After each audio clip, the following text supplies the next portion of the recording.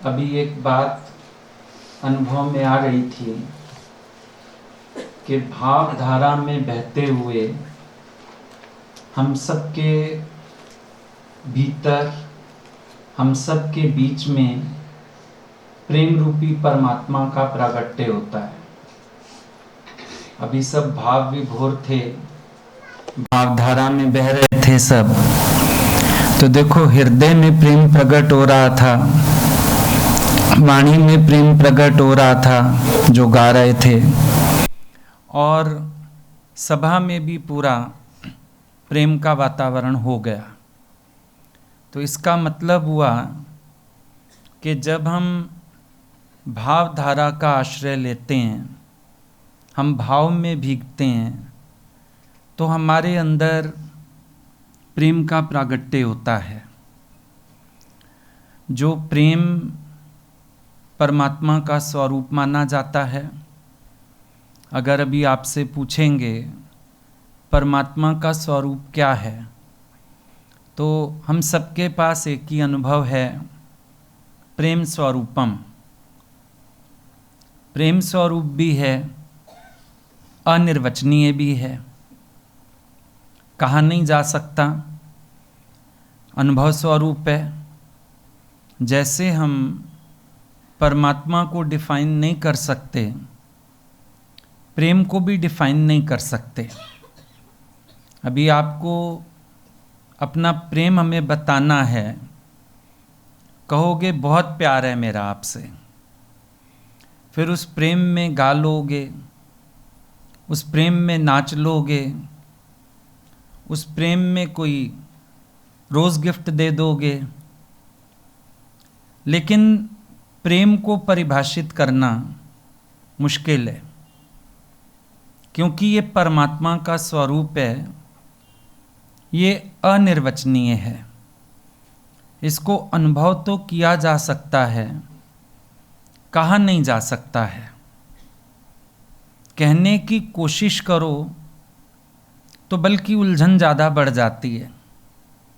कभी कभी मन करता है बहुत सारा अपने भावों को प्रकट करें, पर ना शब्दों की औकात है, ना किसी हरकत में औकात है।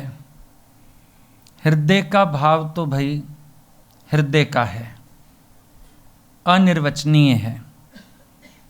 अगर स्वयं शारदा को भी कहा जाए तो वो भी महिमा नहीं गा पाएगी, कहा जा ही नहीं सकता है। पर एक मज़ेदार बात और है, कहा भी नहीं जाता है और कहे बिना रहा भी नहीं जाता है। भाई कहें कह लेंगे तो लगता है हम कह नहीं पाते हैं। अच्छा नहीं कहो, लगता है नहीं कहे बिना रह भी नहीं पा रहे हैं। कहा भी नहीं जाता है, रहा भी नहीं जाता है, क्योंकि प्रेम लीला का विस्तार कहने और सुनने से ही होता है। कैसे विस्तार हो? अभी समझो आप सत्संग में आए, भजन किसी ने गाया, भाव किसी ने प्रकट किया, लेकिन आपके अंदर प्रेम का विस्तार होने लगा। समझो गुरु के साथ हम रहे, हमने महिमा गाई उनकी, दर्शन आपने भी कर लिया।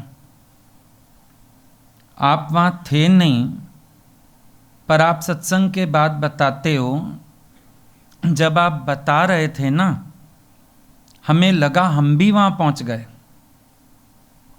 आप भी आ गए। क्या हुआ? ये प्रेम का विस्तार हुआ। कहने सुनने का सबसे बड़ा फायदा ये है। अब ऐसे तो love is not an action, action भी नहीं है प्रेम। शब्द उसको स्पर्श कर सकें ऐसा भी नहीं है प्रेम, आंख देख सके ऐसा भी नहीं है प्रेम, कान सुन सके ऐसा भी नहीं है प्रेम। कैसा है ये प्रेम? ये प्रेम इन सब सीमाओं से परे है। इसको दिल महसूस करता है। आप हृदय से कनेक्टेड रहते हो। भगवान से जो प्रेम होता है उसमें एक कनेक्शन की फीलिंग हमेशा बनी रहती है। हम कितने दिन बाद मिल रहे हैं वो ठीक है, एक उदासी होती है, पर आपको अगर हम ये कहें ना तुम दूर थे, तुम्हें लगेगा गाली मत दो मुझे, मैं एक पल भी आपसे दूर नहीं था। मैं क्या दूर नहीं था, आप ही दूर नहीं थे। आप मेरे पास थे, प्यार के रूप में, याद के रूप में, अनुभूतियों के रूप में, लीलाओं के रूप में, स्मृतियों में। आप तो मेरे पास थे। क्यों? ये प्रेम हमेशा कनेक्टिविटी फील कराता है। जो डिस्कनेक्शन फील करता है वो प्रेमी नहीं हो सकता है। जिसका मुख अपने इष्ट से हटके ज्ञान की तरफ भी चला जाए वो भी प्रेमी नहीं है। प्रेमी का मुख हमेशा प्यारे की तरफ है, क्योंकि उसका ज्ञान ध्यान भी तो उसका प्यारा है, उसकी समाधि भी उसका प्यारा है। आज हम सब महसूस करते हैं जब हम गुरु को याद करते हैं, उनके ध्यान में ज्ञान का भी तो ध्यान बना रहता है। उनके ध्यान में मन संकल्प विकल्प रहत भी तो रहता है। किसी को याद करने का मन नहीं करता, कोई मुझे डिस्टर्ब करे ये मन नहीं करता। अंदर वाला कनेक्टेड रहता है, जुड़न बनी रहती है। ये इस प्रेम की बड़ी ज़बरदस्त महिमा है। और ये प्रेम प्रकट कैसे होता है? ये प्रेम सब जगह छलकाया कैसे जाता है? इसका जन्म होता है परोपकार की भावना में।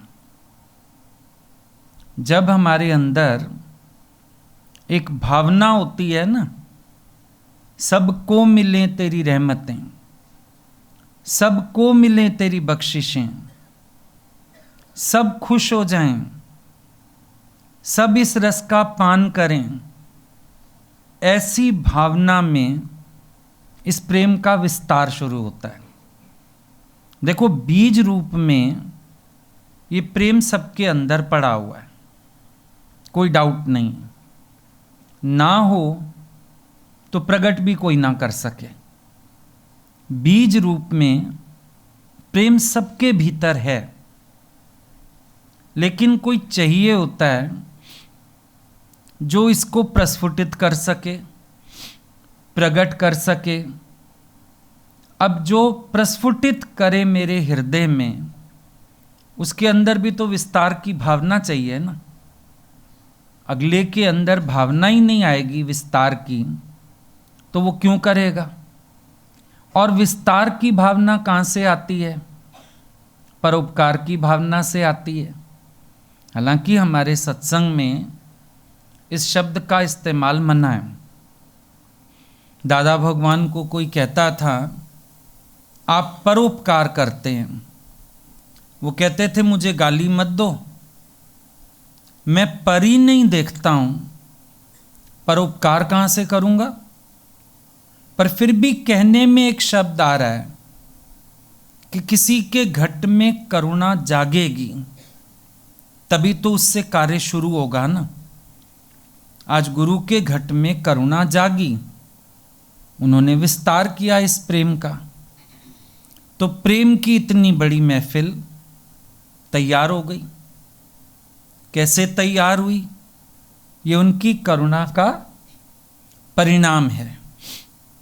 स्त्री पुरुष के मन में भावना आई अपने ग्रस्त का विस्तार करने की, तो उन्होंने आपस में संयोग करके संतान को पैदा किया।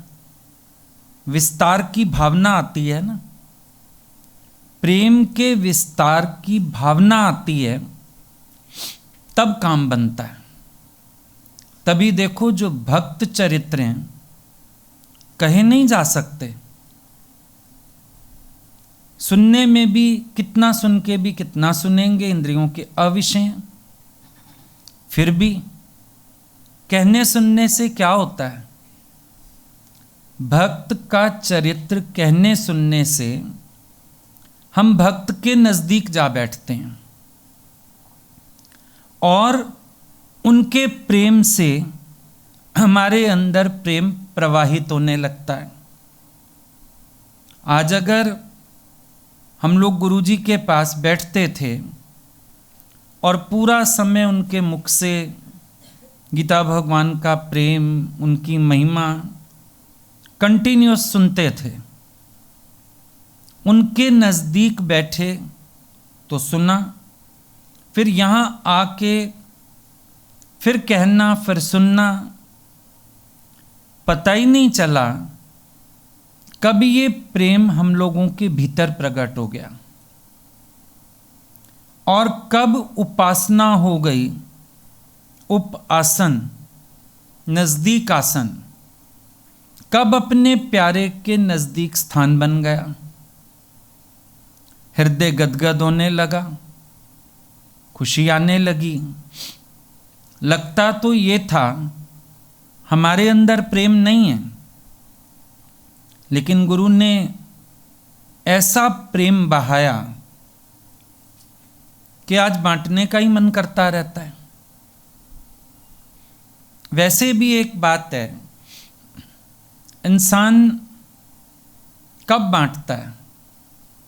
जब किसी चीज को अपनी आवश्यकता से अधिक महसूस करता है, तभी तो बांटना शुरू करता है। स्वामी राम तीर्थ ने कब बांटा? कहते हैं मेरे प्रेम का प्याला लबालब भरा है और छलक रहा है, आओ तुम भी ओक लगा के पी लो।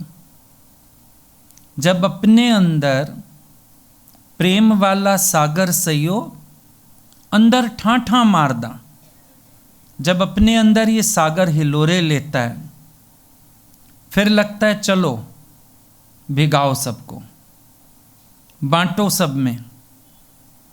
अनुभव होगा स्त्रियों के पास, बच्चा जब गर्भ में आता है बहुत अच्छा लगता है, प्यार आता है।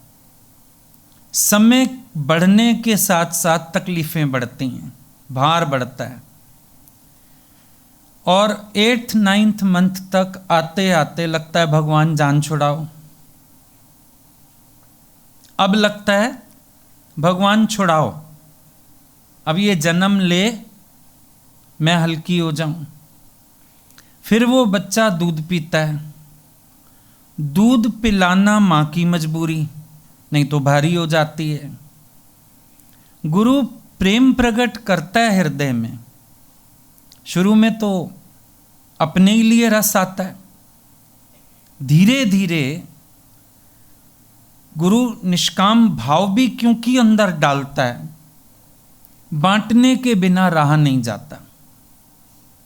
मतलब सीधी बात है, आज हम कह सकते हैं जैसे दादा भगवान ने बोला, मैं बांटने के सिवाय रह नहीं सकता हूँ, मैं प्रेम करने के सिवाय रह नहीं सकता हूँ, तो मैं प्रेम करता हूँ।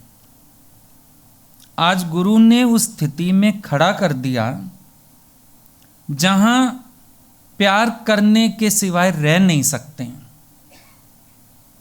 अब जब प्यार करने के सिवाय खुद से नहीं रहा जाता, तो प्यार किसी पर एहसान भी नहीं है। अब इस प्यार में नाप तौल भी नहीं है, अच्छा बुरा, अपना पराया, पापी पुण्य, कोई भाव नहीं है, बस प्रेम का एक भाव है और सबके लिए। राग भी नहीं, वैराग भी नहीं, प्रेम है। आज गुरु इस स्थिति में खड़ा कर दिया लाके, अगर राग नहीं है किसी से तो कोई वैराग भी नहीं है किसी से। एक समय बंटवारे किए थे, अपनों से वैराग लेना है, बाकियों को प्यार करना है। पर चलते चलते ये प्रेम ऐसी स्थिति में खड़ा कर देता है जहां केवल प्रेम है। अब प्रेम ने आसान कर दिया, चोर साध को एक पछाणो, एक हो गया है वो। ना कोई चोर है, ना कोई साधु है, ना किसी के लिए कोई विशेष भाव है, ना किसी के लिए कोई साधारण भाव है, सबके लिए प्रेम है। ये अद्वैत प्रेम प्रकट करता है। प्रेम के बिना शायद कठिन हो जाता, पर प्रेम ने इसको सरल कर दिया। अब इस प्रेम का स्वरूप अगर समझना है तो बड़ी अच्छी बात आती है कि एक बार भगवान कृष्ण और राधा महफिल में बैठे थे। सखियां इर्द गिर्द घेरे हुए थीं। दिव्य वाद्य यंत्र बज रहे थे। दिव्य वाद्य यंत्र कौन से होते हैं? स्वर्ग में कोई अलग से वाद्य यंत्र नहीं है। असल में जिन भक्तों के अंदर प्रेम आ जाता है, वो जिसको स्पर्श करते हैं ना, वही चीज दिव्य हो जाती है। प्रेम से भरा हुआ भक्त जिस भजन को गा दे, भजन का रस ही बदल जाता है। कभी गुरु के मुख से कोई भजन सुना, ऐसे लगा पता नहीं इन्होंने गाया इस भजन में कुछ अलग ही बात थी। शब्द वही, ट्यून वही, लेकिन उनका अंदर का प्रेम छू गया ना, भजन दिव्य लगने लगा। सब सखियों के अंदर बहुत रस भरा है प्रेम का, तो जो जो बजा रहे हैं ना, वो सारे दिव्य लगते हैं। अभी सब भाव से भरे प्रेमियों की महफिल हो, कोई लेट हो जाए, उतरेगा ना, उसको ऊपर से ही लगेगा बड़ा अच्छा एटमॉस्फेयर था, डिवाइन एटमॉस्फेयर था। एकदम ऐसे लगा कहाँ आ गया मैं भी आते ही नाचने लगा। दिव्यता प्रेम की है। चीजें दिव्य नहीं हुआ करती, भाव दिव्य हुआ करते हैं। वही मूर्ति है गुरु की, वही स्वरूप है। समझो हमारे घर में लगा हुआ है, कोई आता है, उसकी श्रद्धा नहीं है, वो क्या पूछेगा, ये किस स्त्री की तस्वीर लगा रखी है आपने? वहीं जब कोई प्रेमी आता है मिलने,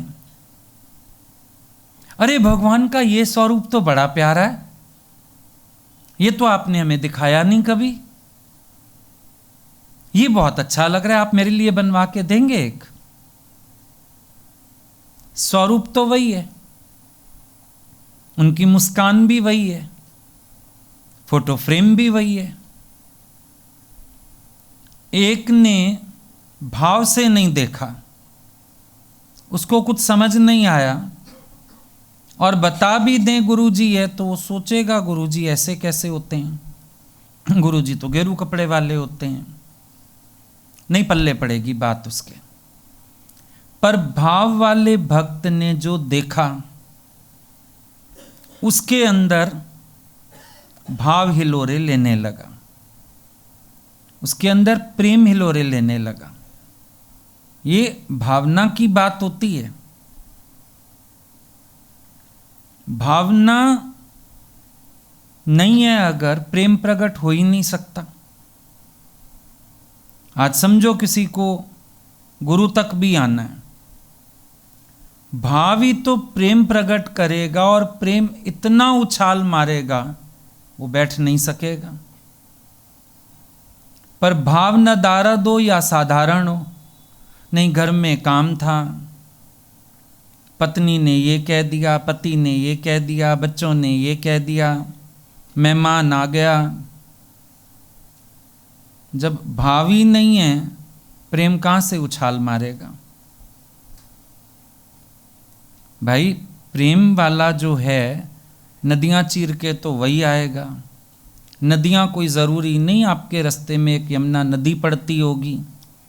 अब तो पुल बन गए हैं, निकल के आने की ज़रूरत भी नहीं पड़ेगी।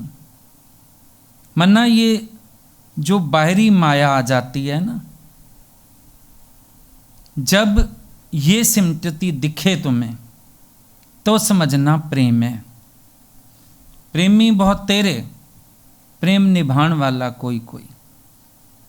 जहां संसार आ जाता है, इंसान संसार को प्रेफरेंस देता है। गुरु से कहेगा आप विशेष प्रेम करो, खुद क्या करेगा?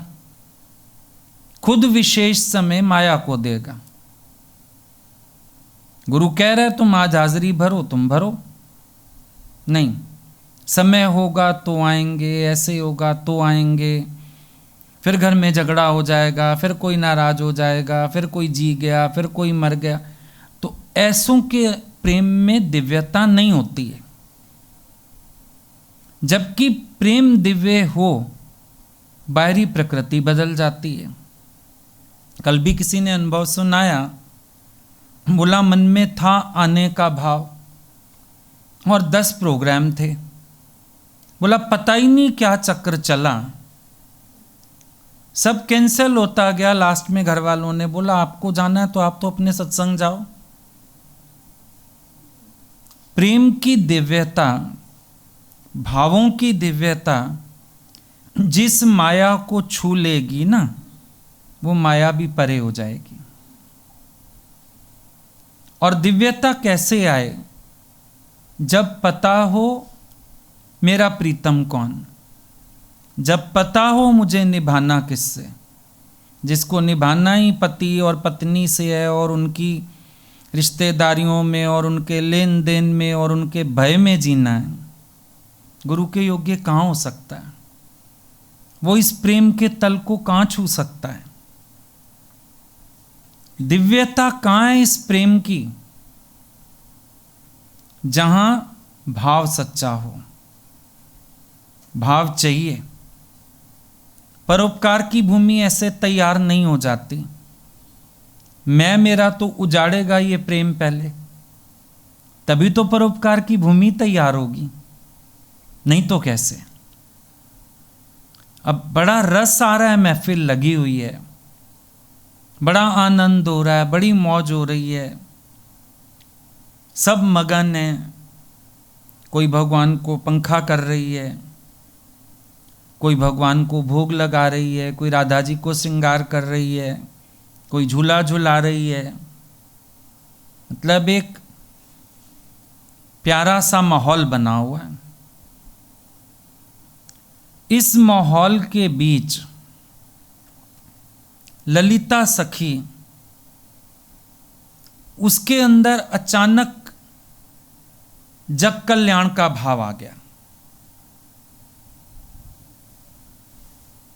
ऐसे तो सब अपने अपने में मगन थे, सच में सब मगन ही होते हैं। हर किसी को अपने लिए ही लेने की भावना होती है, पर चलते चलते इस प्रेम में आ जाते हैं भाव। देखो, एक संसार का स्वार्थ है, उस स्वार्थ में आप क्या महसूस करोगे? अंत तक आपको लगेगा मुझे ही मिले। लेकिन ये प्रेम ऐसा है, शुरू में तो लगता है हमें मिले, हम अपनी झोली भरें, लेकिन आगे चल के पता नहीं चलता ये प्रेम कब और कैसे निष्काम हो जाता है। वहां लगेगा जो सुख मेरे पास है मैं उपभोग करूं, मेरे वाले उपभोग करें। ज्यादातर तो भाव अपने लिए ही रहता है, लेकिन इस प्रेम में चलते चलते मन करता है जैसे मुझे मिला है सबको मिले। तभी तो प्रेमी से बंटता है। प्रेमी जहां बैठेगा अकेला नहीं बैठ सकता, महफिल बना ही लेगा, बांटे बिना रह ही नहीं सकता। क्या करें? प्रेम की खूबी है, प्रेम बांटना चाहता है। प्रेम की खूबी है न्यौछावर होना चाहता है। प्रेम की खूबी है विस्तार चाहता है। प्रेम का दंग घुटता है ना थोड़ों में। सरकार भले परिवार नियोजन बताए, संत नहीं करते परिवार नियोजन, वो आयोजन ही आयोजन करते हैं, नियोजन कभी नहीं करते, आयोजन करते हैं। क्यों? उनको तसल्ली नहीं होती, और बांटें और बांटें।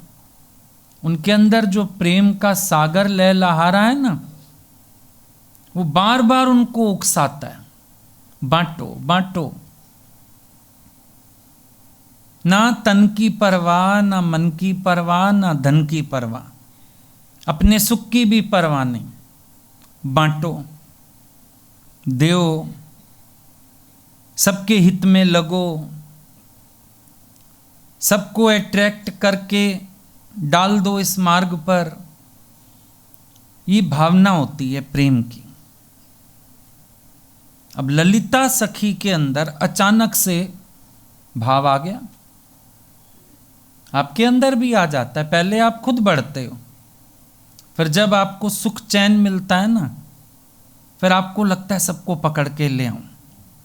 अक्सर तो एग्जाम्पल चलता है कि कोई स्त्री या कोई पुरुष अपने पार्टनर के पास दूसरे को पकड़ के नहीं लाएगा। भी कोई स्त्री ले जाए दूसरी स्त्री को, अपने पति को बोले इसको भी ऐसा प्यार करो जो आपने मुझे किया है। कोई पुरुष ले जाए दूसरे पुरुष को अपनी स्त्री के पास, इसको भी ऐसा प्यार कर, इसको जरूरत है। नहीं होगा ना दुनिया में। यहां पर आपको सारा दिन ये ध्यान रहता है, कोई बात करे, कोई नजदीक आए, कोई अरे चल मैं एक बार तेरे को लेके चलता हूं, दोबारा मत जाइयो, एक बार चल। और गुरु को भी कहते हो इसको जरूरत है, ये ना दुखी है, आप ना इस पर थोड़ी कृपा करिए, आप ना इस पर थोड़ा ध्यान दीजिए, आप ना इसको आगे बढ़ाइए। आता है ना भाव अंदर, बांटने का भाव, देने का भाव सबके भीतर आता है। चलते चलते इस मार्ग पर भाई एक सेल लगती है तो भी हम सबको बताना चाहते हैं। एक डॉक्टर से फायदा पड़ता है, कोई अपनी बीमारी बताए, अरे मेरे को उस डॉक्टर से बहुत फायदा हुआ। अब यहां तो बाहरी फायदे ही नहीं, अंदर का महा आनंद, अंदर का परमात्मा से मिलाप, अंदर वाले को जन्म जन्म से टूटा संबंध परमात्मा से जुड़ना, ये फायदे तो गिन ही नहीं सकते, गिनती से ही परे हैं। ऐसी मेहरबानी, ऐसी महिमा, तो लगता है कि भगवान तक सब पहुंचे। अब ललिता के अंदर भी खलबली मच गई, बहुत हलचल में आ गई। क्या करूं? एक होता है बिंदु जितना भाव उठता है, इंसान समेट लेता है। ललिता जी के अंदर बिंदु नहीं सिंधु उठा है। बिंदु जितना भाव तुम्हारे अंदर भी उठता है ना, समेट लेते हो। लगता है कभी हम भी कार्य करें, हम भी किसी को प्यार, फिर लगता है छोड़, मैं अपना सुख में रहूं। कौन जाए, कौन मेहनत करे, कौन सबको समझाए, फिर मेरे को तो आता ही नहीं है। बिंदु जितना भाव तो सबके अंदर आता है, उसको आप समेट देते हो। लेकिन ललिता जी के अंदर सिंधु जितना भाव उठा है, बिंदु जितना नहीं उठा। जिसने भगवान को जाना, उनकी महिमा को जाना, उनके प्रेम में डूबा, उसके अंदर सिंधु जितना भाव ही उठेगा, बिंदु जितना नहीं उठेगा। बहुत जबरदस्त भाव उठा है। ऐसे लग रहा है ललिता जी को कि कोई साधन मिले और ये प्रेम सब तक पहुंचे, कुछ ऐसा हो। देखा है कभी गुरु के अंदर सिंधु जितना भाव दिखता है, जिस शहर चले जाएं, जहां चले जाएं, देना ही देना, मेहनत ही मेहनत, लगे ही रहते हैं निरंतर, उपाय ढूंढते हैं नए नए। हम गुरु जी को देखते थे, रोज नए तरीके से देना, नए तरीके से देना। सिंधु लहलहा रहा है अंदर, युक्ति खोजता है। अब ललिता जी को युक्ति बाहर से तो कोई मिल नहीं पा रही, समझ नहीं आ रहा, पर अंदर भाव बड़ा जबरदस्त है। कह लो सारे विश्व के लिए करुणा जाग गई उनके अंदर, प्रेम जाग गया, और वो चाहती हैं मैं सब तक पहुंचाऊं। अब उनकी हलचल देखी तो राधा जी का ध्यान चला गया। अभी महफिल में सब बैठे हों, कोई एक व्यक्ति हलचल में आ जाए तो ध्यान जाएगा ना हमारा, भाई क्या बात है, ये अनईजी क्यों हो रहा है, ये हंस क्यों नहीं रहा है, ये भजन क्यों नहीं गा रहा, ये रो क्यों रहा है। कोई भी अलग एक्टिविटी नजर आएगी, ध्यान जाएगा। सारे भगवान के प्रेम में मौज ले रहे हैं, अचानक ये ललिता को क्या हो गया, क्यों परेशान हो रही है ये। राधा जी का ध्यान गया। बच्चा रोता है ना, ध्यान मां का ही जाता है, उसको कमरे के अंदर सोए बच्चे की भी रोने की आवाज आ जाती है। जो ये स्वामी होते हैं, प्रियतम होते हैं, इष्ट होते हैं, गुरु होते हैं, आचार्य होते हैं, हम कहते हैं हम इनसे तार जोड़ते हैं, हकीकत ये वो हमसे तार जोड़ते हैं। इतनी तार जुड़ी होती है, हमारे अंदर हलचल आती है, उनको पहचान हो जाती है। हमारी मूड ऑफ ऑन होती है, उनको पता चल जाता है। हमारे अंदर कोई शोर आता है, वो भांप लेते हैं। कई बार ऐसा अनुभव किया है कि सामने गए, कुछ कहा भी नहीं, और भगवान कहते थे हाँ कुछ बोलना है। उसी दिन पूछते थे जब मन में बात होती थी, वैसे नहीं पूछते थे, वैसे तो बोलते थे हाँ आ जाओ, बैठो, चाय पियोगे। सब लोग क्या कर रहे हैं, बहुत सी बातें और करते थे। पर जिस दिन मन में कोई बात होती थी, दरवाजा खोलो, हाँ क्या बात, कहना है कुछ, लग रहा है कुछ कहने आए हो, छिपा भी नहीं सकते थे। कभी कोशिश होती थी अपने से अपने को बना लो अच्छा, हर छोटी छोटी बात क्या कहो,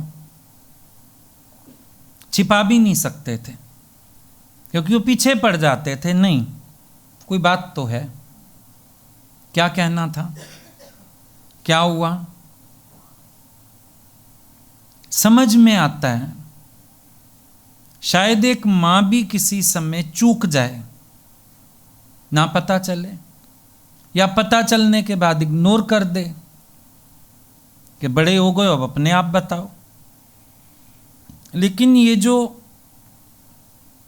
इस मार्ग पर हमारे स्वामी होते हैं ना, हमारे भगवान होते हैं, इनका दिल कुछ और ही होता है।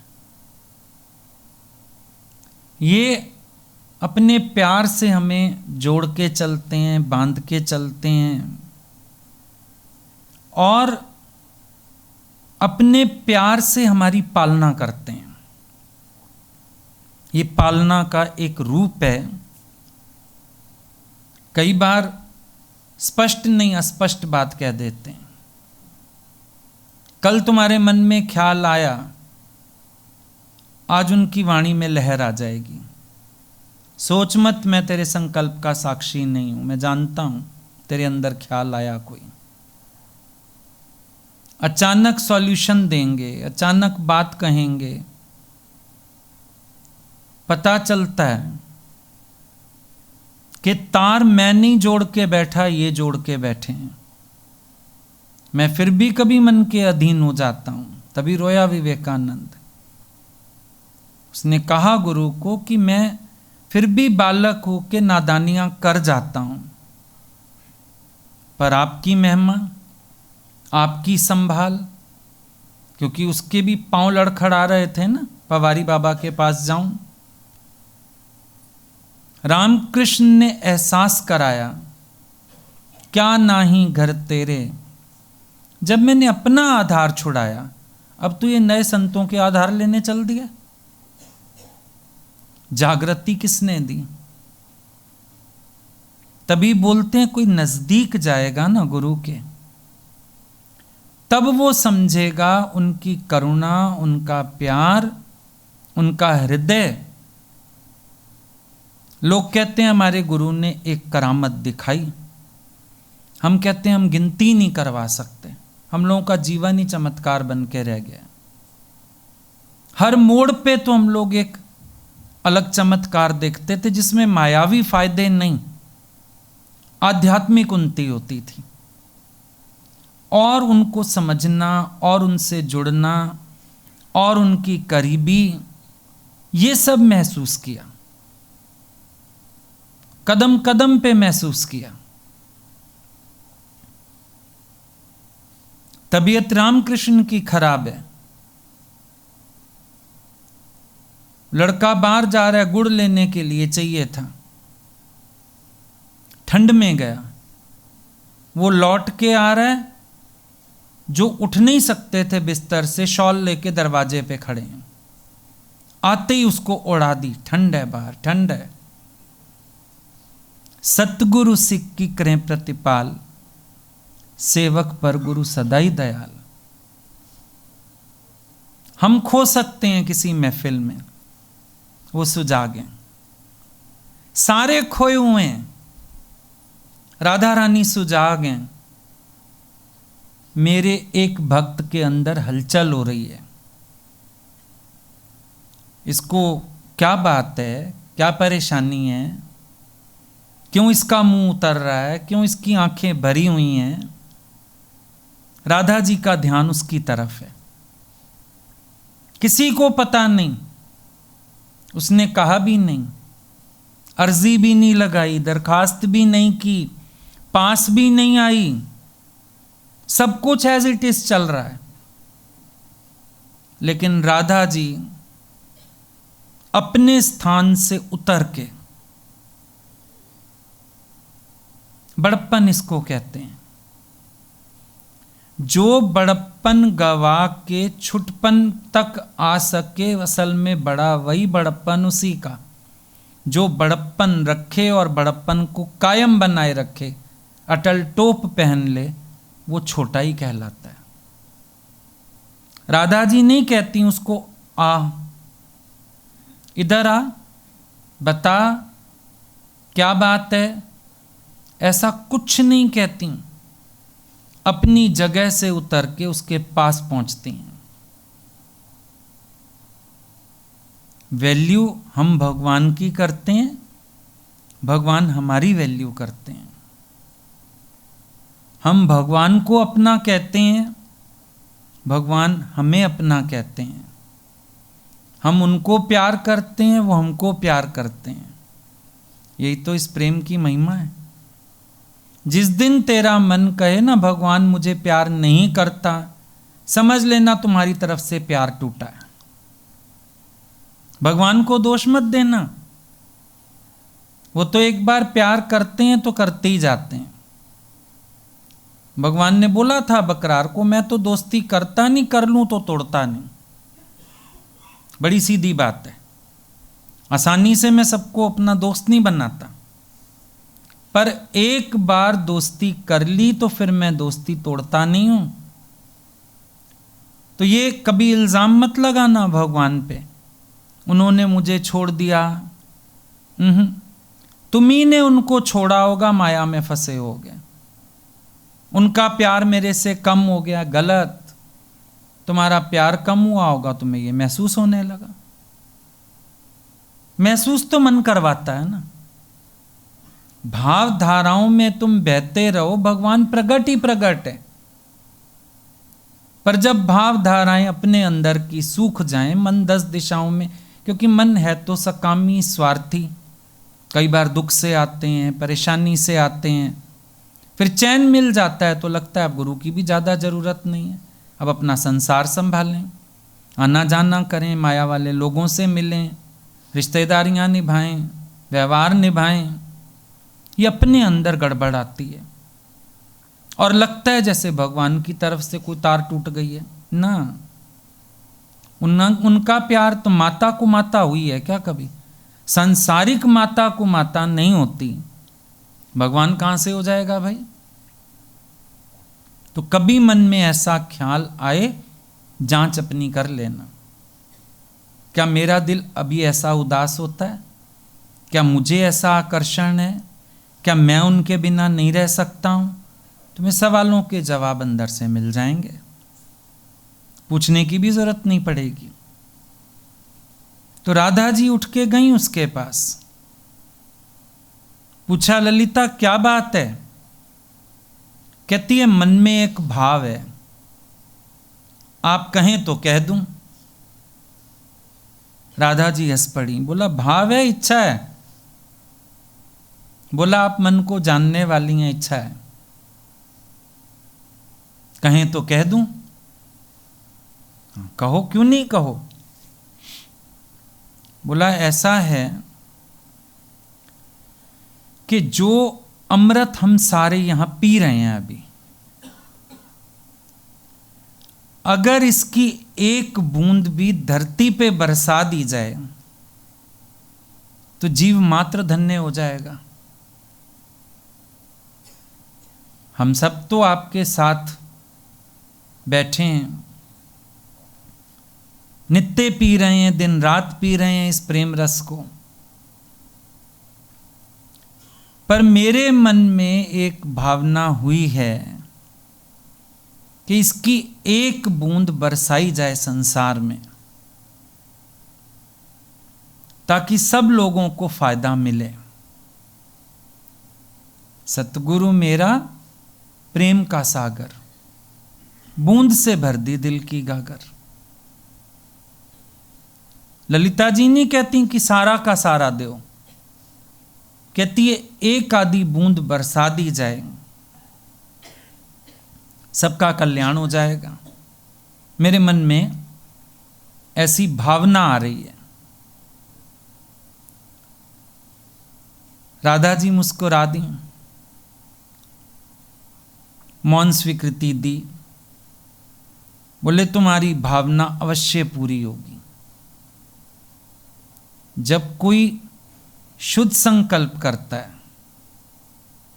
भगवान के प्रेम का विस्तार करने का संकल्प करता है, कोई भगवान की महिमा का यश गाने की चेष्टा करता है, भगवान जरूर आशीर्वाद देते हैं। कितने लोग शुरू में कहते थे हमसे कोई नहीं सुनता, फिर इतने बड़े बड़े सर्कल बन गए, कैसे?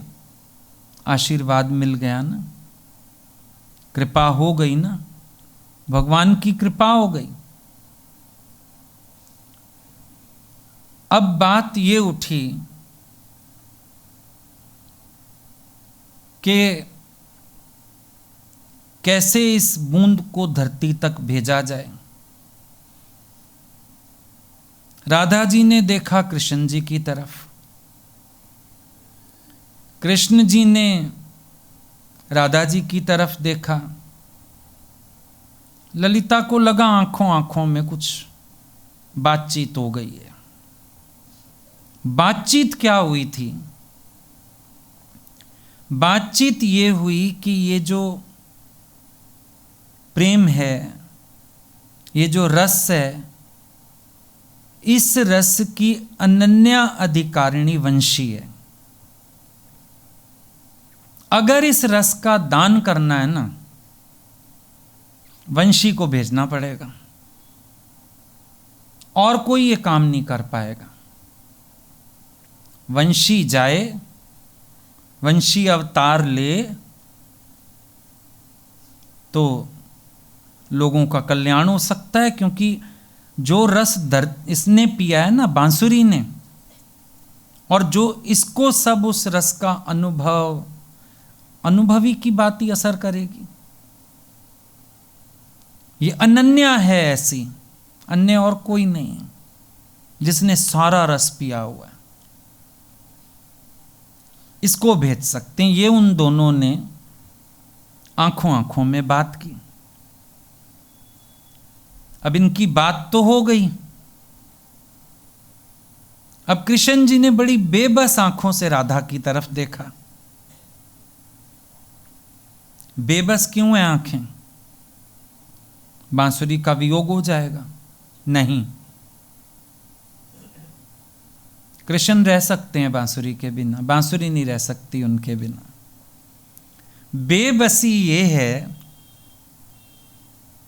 ये बेबसी कई बार सामने आती है हम लोगों के भी। बांसुरी को कहे कौन कि तू हमको छोड़ के और धरती पे जीवों का उद्धार करने चली जा। कभी कभी लगता है ना, फलाने के जाने से काम बनेगा, पर थोड़ा लगता है अगला मानेगा, जाएगा, वो छोड़ के जाएगा। भगवान ने बड़ी बेबसी से देखा राधा की तरफ कि इस वंशी को कहेगा कौन। राधा जी ने बड़ी बेबसी से कृष्ण जी की तरफ देखा। भी मैं तो नहीं, मैं कैसे कह दूं कि तू अपने इष्ट के चरण भी नहीं, होठ छोड़ के चली जा। तेरे को सारा दिन वो कमर में ठूस के साथ रखते हैं, तू उनको छोड़ के चली जा। मैं कैसे कह दूं? राधा जी की अपनी बेबसी। फिर एक भक्त दूसरे भक्त की भावना भी तो समझता है कि मुझे कोई कहे चली जा, मैं ही नहीं जाऊंगी, मैं वंशी को कैसे कह दूं चली जा। अब ये दोनों एक दूसरे को लाचार निगाहों से देख रहे हैं। वंशी दोनों को देख रही है कि ये दोनों कर क्या रहे हैं, आंखों आंखों में कर क्या रहे हैं। पहले बोला भाई, वो ललिता कहती है कोई चला जाए। फिर इतनी तो वो हो गई है होशियार, समझ गई कृष्ण के मन की बात कि वो कह रहे हैं ये वंशी जाए। राधा जी भी कह रही हैं ठीक, पर भगवान कह रहे हैं कौन भेजे इसको, कैसे कहें। राधा जी भी कह रही हैं कैसे कहें।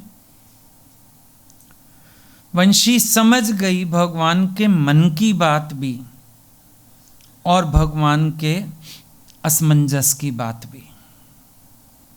ये भी भक्त की बड़ी चतुराई, कौशल। भगवान के कहे बिना उनका आशय समझ जाए और भगवान को असमंजस में ना पड़ने दे, ये भक्ति का एक पार्ट है। ये नहीं कि मेरे कारण भगवान असमंजस में पड़ जाएं, ये स्थिति कभी नहीं होनी चाहिए। क्योंकि प्रेम सहनशील भी है, अपने ऊपर पीड़ा सहेगा, दर्द सहेगा, पर प्रियतम को असमंजस में नहीं डालेगा। वंशी ने खुद ही स्वीकृति दे दी, मैं तैयार हूं अवतार लेने को, भेजो। अगर आप मेरे कोई माध्यम बनाना चाहते हो और आपको लग रहा है मेरे माध्यम बनने से आपका यश होगा धरती पर, आपके प्रेम में दुनिया डूबेगी, आपकी महिमा हर घट में प्रकट होगी, मैं ये कार्य करने को तैयार हूं। वंशी ने अपनी स्वीकृति आप ही दे दी। बजाय इसके कि भगवान बोलते, बजाय इसके राधा जी बोलती, बजाय इसके वो कोई बहस करती। ये प्रेम का एक रूप है। मेरा प्यारा असमंजस में क्यों पड़े? जब वो मुझे हर असमंजस से निकालने वाले हैं, मैं उनको असमंजस में डाल दूं? नहीं। उसने स्वीकार किया अवतार लेना, और वंशी ने प्रेम रूप में धरती पर अवतार लिया। तब धरती पर प्रेम आया। ये तभी बार बार गुरु की वाणी, गुरु का प्रेम, इसकी तुलना किससे करते हैं? बांसुरी से। श्री कृष्ण दी बांसुरी वजदी सी, खलकत उठ उठ बजदी सी। कभी गुरु को प्रेयर करते हैं, मुझे बांसुरी के काना सातों ही सुर तू दे दे। कैसे दे दे? मतलब प्रेम करना आ जाए, मेरे हृदय में भी प्रेम आ जाए। ये जो वाणी में प्रेम है, हृदय में प्रेम है, ये वंशी ने अवतार लिया है। सबको मंत्र मुग्ध करती है। गुरु की वाणी चलती है, ऐसे लगता है प्रेम की बांसुरी बज रही। रोज तो अनुभव करते हो कैसे भगवान बैठे रहते हैं। कल वाली वीडियो देखी, वाइट साड़ी में कितने अच्छे लग रहे थे, और ऐसे सीधे बैठे हुए हैं और होठ धीरे धीरे खुल रहे हैं। ऐसे लग रहा है बांसुरी तो बज रही है। ये प्रेम, ये बांसुरी ने प्रेम रूप में अवतरण लिया, अवतरित होके आई। और यहां से हम एक बात और भी समझें, हर उपासक को, हर जिज्ञासु को अपनी हृदय की भूमि को तैयार करना चाहिए। हर उपासक को ऐसी भावना बनाए ताकि प्रेम प्रकट हो। और क्या खेल हुआ फिर जब उसने स्वीकृति दे दी? भगवान ने बांसुरी दी राधा को, राधा ने बांसुरी दी ललिता को, और कहा ले इसकी उपासना कर और अपना भाव पूरा कर ले। वंशी की उपासना कर, अपना भाव पूरा कर ले। मतलब ये वंशी जो इतनी प्रेमण है भगवान की, जिससे सखियां भी पूछती हैं, सुन मन मोहन दिए बांसुरी है, 10 केड़े पुन तू कीते ने, जिदी चरण धूल नू जग तरसे, तू उसदे बुल चुम लीते ने। ये जो बांसुरी है, ये सभागी है, ये रस की अधिकारिणी है, ये खुद रस से ओतप्रोत है। तो ललिता को कहा इसकी उपासना कर और भाव पूरा कर ले। यानी हर साधक प्रेम की उपासना करे और हृदय की भूमि को करुणा के भाव से तैयार करे, ताकि उसमें प्रेम प्रस्फुटित हो। अगर बीज नहीं होगा ना, वो भूमि तैयार नहीं होगी तो बीज नहीं पड़ सकता। बात है भूमि तैयार करने की। भूमि तैयार हो तो ये परोपकार की भावना, करुणा की भावना, सबको देने की भावना, ये हृदय रूपी भूमि को तैयार करता है। इसमें फिर प्रेम प्रकट होता है। अब मां का प्रेम दूध के रूप में प्रकट होता है ना, मां का वात्सल्य उस रूप में प्रकट होता है। ऐसे जो अपने अंदर श्रेष्ठ भाव रखता है, बांटने का भाव रखता है, प्रभु का वात्सल्य उसके लिए प्रेम रूप में प्रकट होता है। ये बाहर के दिन तो पता नहीं अंग्रेजी सभ्यता से आए, कहाँ से आए, रोज डे, फलाना डे, पर सच तो ये है, कितनी बाधाओं के कांटे आएं, फिर भी आपके अंदर प्रेम की भावनाएं खिलती रहें, प्रेम बांटने का भाव हमेशा रहे। रोज डे तो ये सच्चा होगा। बाकी बाहर के रोजिस का तो कुछ नहीं है, शाम तक कुमला जाएंगे। पर ये जब हृदय गुलाब की तरह खिलता है भगवान के प्रेम में, फिर मन करता है इसकी खुशबू सब तक पहुंचाने का। एक्चुअली रोज डे तो प्रेमी भक्त रोज मनाते हैं। रोज डे तो रोज होना चाहिए। एक इंग्लिश का रोज है, एक हिंदी का रोज है। तुम्हारा रोज डे साल में एक बार आएगा। और रोज देने का भी अर्थ क्या है कि मैं विकारों सहित तो हूं, कांटों सहित तो हूं, पर फिर भी जीवन रूपी पुष्प भगवान तुम्हें अर्पण करता हूं।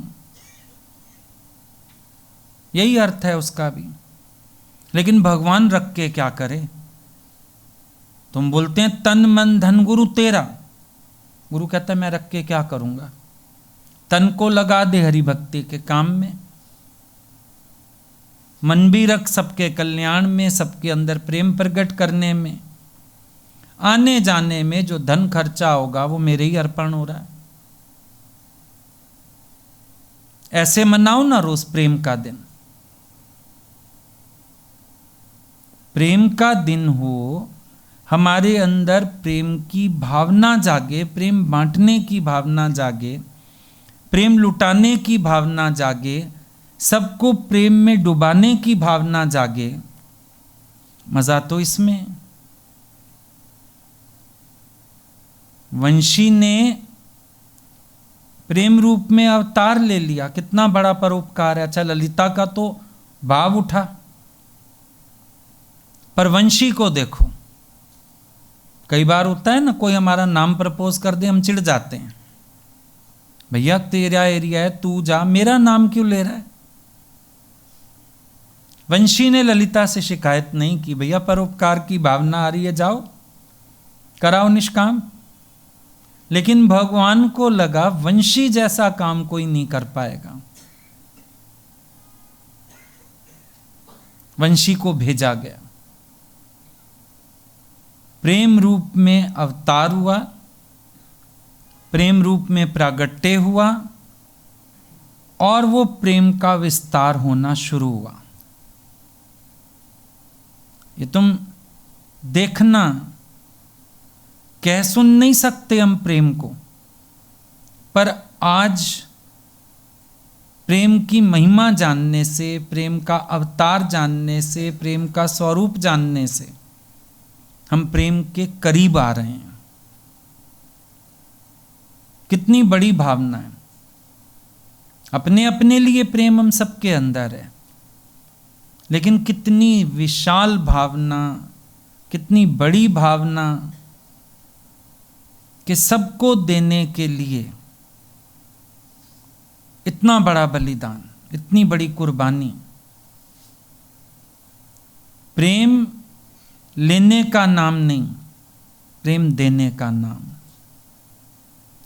प्रेम मांगने का नाम नहीं, प्रेम लुटाने का नाम। प्रेम में मुझे सुख मिले ये भावना नहीं, प्रेम में सबको सुख मिले। अच्छा, फिर फर्क तो सबको ही पड़ा ना। वहां भी तो नित्य बांसुरी बजती थी, त्याग तो सबका है। सब बांसुरी से वंचित होंगे, भगवान वंशी नहीं बजाएंगे, खाली हो जाएंगे। सब लोग भी तो वंशी सुनते थे, गोपियों के पास भी तो न्योते जाते थे बांसुरी के धुन से। रास में नृत्य होता था बांसुरी से। सबने त्याग किया ताकि धरा पर जो जीव हैं उन सब के अंदर भगवत प्रेम प्रकट हो सके, सब इस भगवत प्रेम में डूब पाएं, सब उस रास का आनंद ले पाएं, सब अपने जीवन को धन्य बना पाएं। तो ये इस प्रेम की महिमा है, लेकिन इसको वरदान है, भाव धारा में प्रकट होता है। और जिस हृदय में करुणा होती है, सबके उपकार की भावना होती है, ये प्रेम उस घट में प्रकट होता है।